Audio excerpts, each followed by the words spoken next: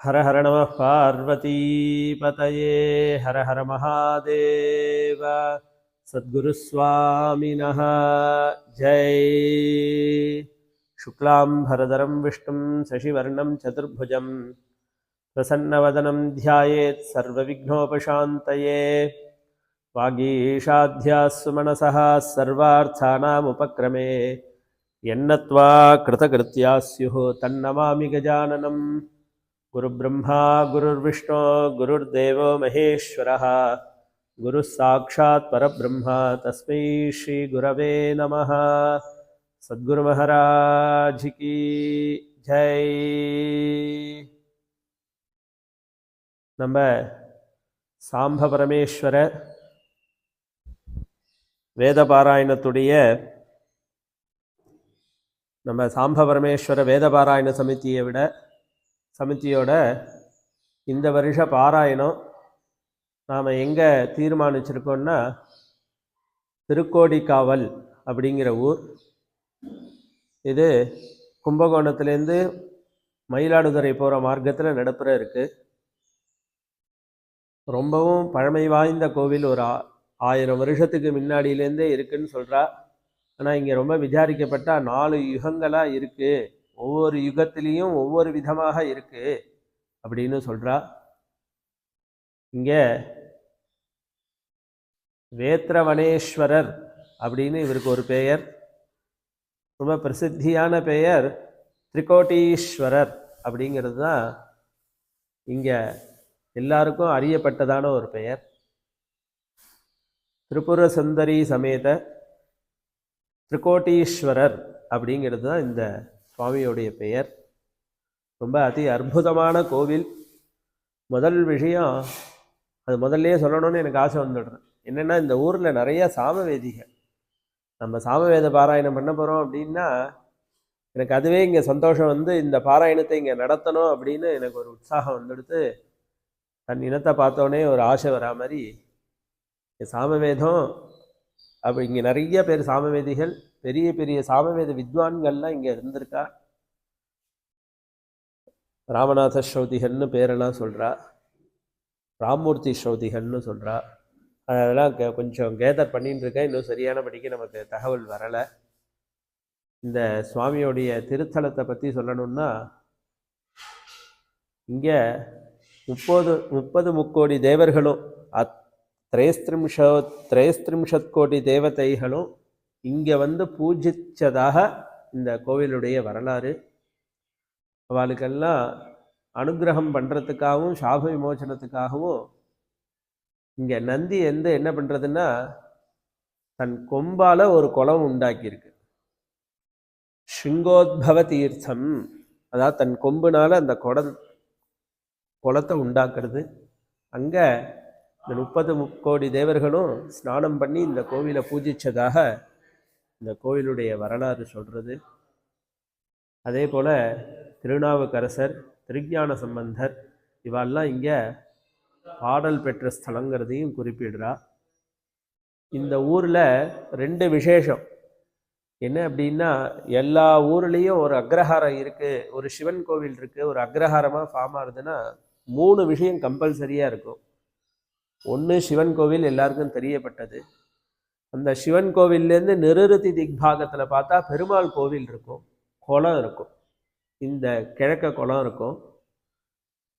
நிருருத்தி திக்பாகத்தில் உங்களுக்கு பார்த்தீங்கன்னா பெருமாள் கோவில் இருக்கும். இது எல்லாம் சேர்ந்தா தான் ஒரு அக்ரஹாரம் அப்படிங்கிறது ஒரு அழகு. ஆனால் இந்த ஊரில் 2 விஷயம் ரொம்ப அதி அற்புதமாக சொல்லப்படுறான். என்னென்னா, இங்கே பெருமாள் கோவில் கிடையாது. இந்த அம்பாலே பார்த்தீங்கன்னா பெருமாள் ரூபமாக காட்சி தரா. அதனால புரட்டாசி மாதம் 2வது சனிக்கிழமை அன்னைக்கு இந்த அம்பாளுக்கு பெருமாள் மாதிரி அலங்காரம் பண்ணி ஆழ்வார்களுக்கு இங்கே காட்சி தந்ததுனால இங்கே பெருமாள் கோவில் இல்லை. அதே போல் இன்னொரு சிறப்பம்சம் என்னென்னா, இந்த திருக்கோடிக்காவல் ஊரில் ருத்ரபூமி கிடையாது. அந்திம காரியம் பண்ணக்கூடியதான இடுகாடு இந்த ஊரில் கிடையாது. அப்படின்னா இங்கே வந்துட்டு போனால் யமபயம் போகிறது அப்படின்னு சொல்லப்படுறா.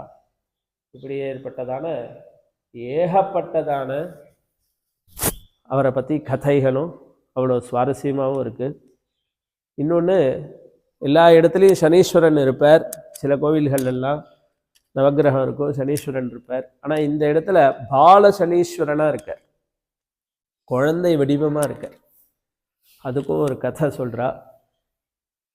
அதெல்லாம் விட அடுத்தது ஒரு பெரிய விஷயம் என்ன அப்படின்னா, காவேரி இங்கே வடக்க நோக்கி போகிறா.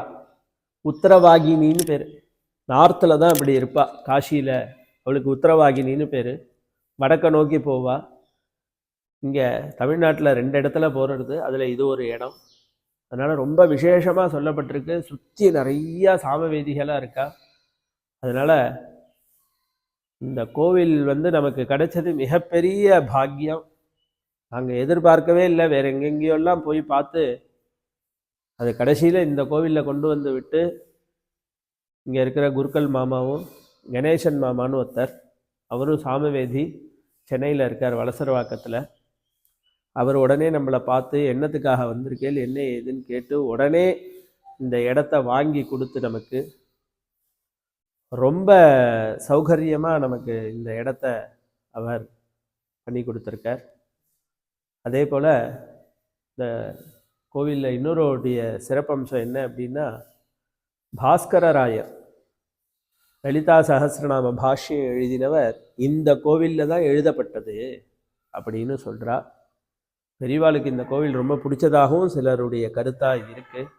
இந்த கோவிலில் போன பொங்கல் வரையும், அதாவது 25வது 2025 தை மாதம் வரையும் பாடசாலை நடந்திருக்கு. அதுக்கப்புறம் தான் ஏதோ குழந்தையெல்லாம் கொஞ்சம் கம்மியாயிட்டதுனால நம்ம மடத்து மூலியமாக இங்கே பாடசாலை இருந்திருக்கு. அதனால் ரொம்பவும் சொல்லிகிட்டே இருக்கலாம், அந்த அளவுக்கு ரொம்ப அதி அற்புதமான ஒரு கோவில். செம்பியன் மாதேவியால் அப்படின்னு சொல்கிறா. செம்பியன் மாதேவி அப்படின்னு ஒருத்தரை சொல்கிறா. அவள் இங்கே துலாபாரத்தில் தன் பொண்ணால் துலாபார நேர்த்தி கடனை இங்கே தீர்த்திருக்கா. துலாபார நேர்த்தி கடன் கூட இங்கே சில பேர் பண்ணுறா அப்படின்னு சொல்கிறா இங்கே இருக்கிறவாள்லாம். அதனால் ரொம்ப ரொம்ப ரொம்ப ரொம்ப பெரியதான ஒரு பழமை வாய்ந்த கோவில். நம்ம அஸ்வமேத யாகங்கள்லாம் செய்த கோவிலாகவும் இதை சொல்லப்படுறா. அதனால் எல்லாரும் இந்த கோவிலுக்கு, நம்ம பாராயணக்காரா எல்லாரும் அத்தனை பேரும் எல்லாருடைய சார்புலையும் எல்லாம் கலந்துண்டு இந்த பாராயணத்தை இந்த தரம் இன்னும் போன தரத்தை விட இன்னும் அதீதமான ஒரு உன்னதமான ஒரு வழிபாட்டில் வழி நடத்தி நாம் கொண்டு போகணும். அதில் எல்லாருடைய பங்களிப்பும் வேணும், எல்லாருடைய உபகாரமும் தேவைப்படுறது. அதனால் எல்லாரும் ஊர் கூடி தேர் இழுக்கணுங்கிற மாதிரி எல்லாரும் எல்லாருடைய சகாயத்தையும் வச்சுண்டு இந்த தரம் இந்த வருஷம் இந்த பாராயணத்தை அதி விமரிசையாக நாம் நடத்துகிறோம் அப்படின்னு சுவாமிகிட்ட பிரார்த்தனை பண்ணிக்கிறோம். தெய்வ சங்கல்பம் அவரும் நமக்கு அப்படி பண்ணி கொடுத்துடுவார். அதனால தான் இன்றைக்கி இந்த இடத்துல நம்மளை நிற்க வைக்கிறார். அதனால் எல்லாரும் சுவாமியோட கிருபைக்கு இணங்க இந்த காரியத்தை நல்லபடியாக முடித்து எல்லாரும் பரமக்ஷேமத்தை அடையணும்னு பிரார்த்தனை பண்ணிக்கிறேன். ஹர ஹர நம பார்வதி பதயே, ஹர ஹர மகாதேவா.